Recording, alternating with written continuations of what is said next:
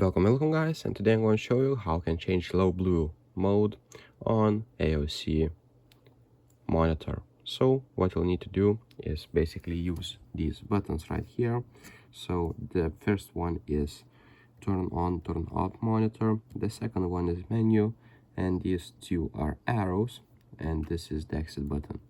So let's use the menu button right here, and now with the arrows we need to find the game setting, click on the menu again, and with the arrows go on low blue mode, as you can see right here. Click on the menu to confirm it and use arrows to change it. So I like to set it on reading because it has like low blue light thing.